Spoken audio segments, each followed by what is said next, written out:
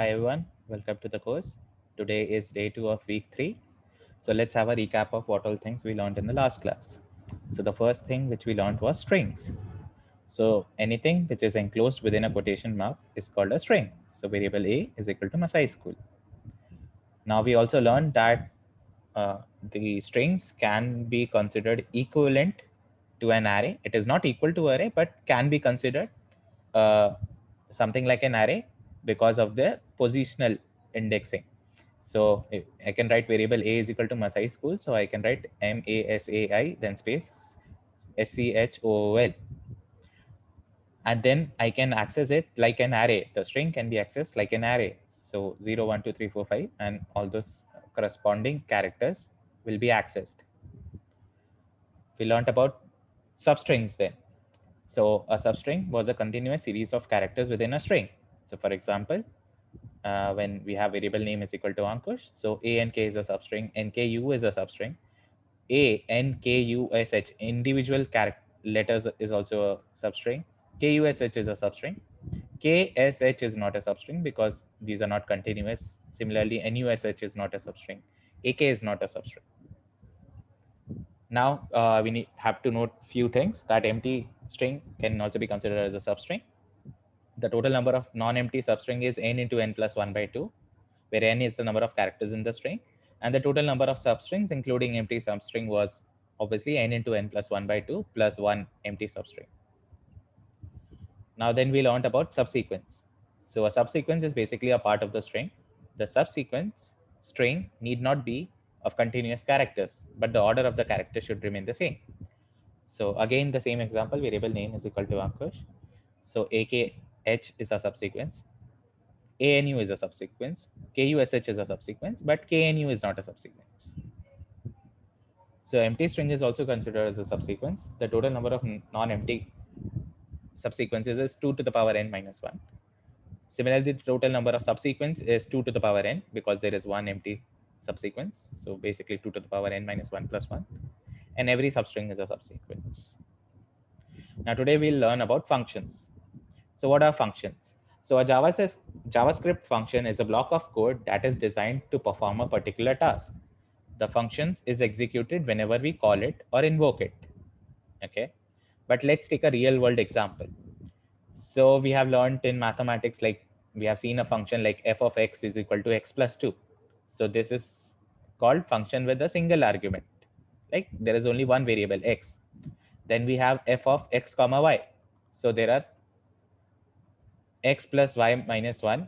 So there is function with two arguments. Then there is f of x, y, z.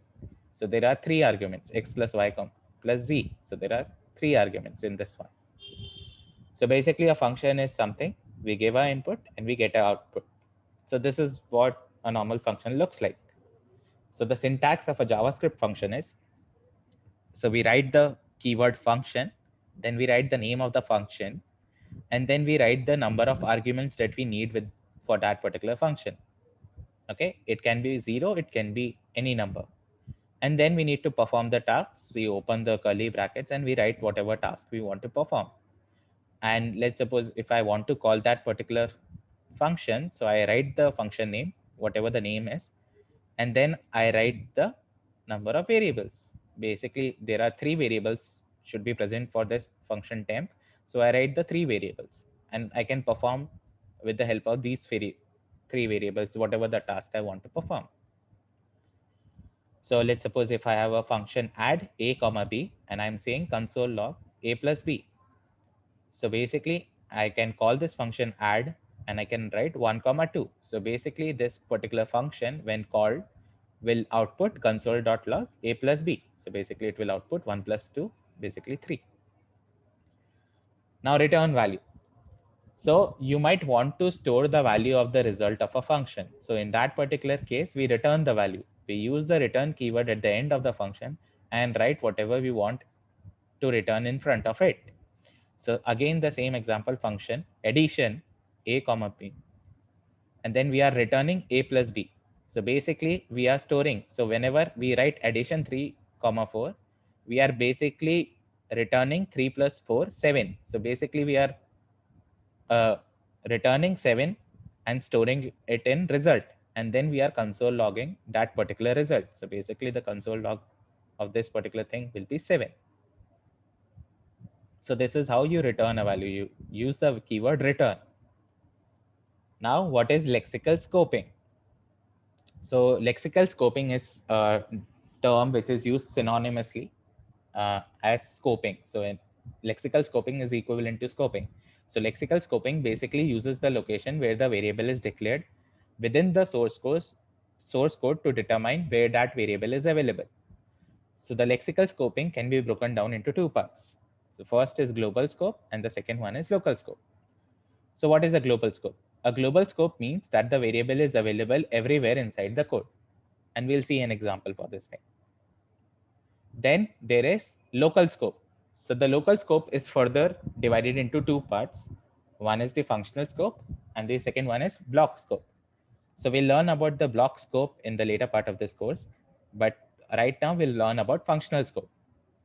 So as the name suggests, a functional scope means that the variable is available everywhere inside the function. Okay. So let's suppose if I have variable name is equal to Abhishek and I write a function in it without any arguments, and I write variable age is equal to 25, and I'm doing console.log name and console.log age. So basically this name, this is defined outside the function. This is defined outside of the function. So this is called a global, this has a global scope. So it is available everywhere inside the code. Wherever I write this, wherever I'll use this variable, it will be available everywhere. So if I do console.log name, so it will get printed, Abhishek will get printed. And if I do console.log age, so age is a functional scope. It has a functional scope. So basically var is equal to 25 and console.log age, so it will be 25. Then if I try to do console.log name, since name has a global scope, it will get printed Abhishek.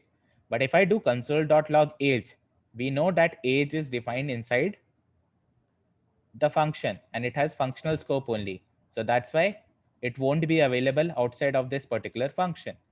So it will give a reference error, age is not defined. So this particular things we'll take into consideration in the class, don't worry, and we'll discuss it in detail. So thank you.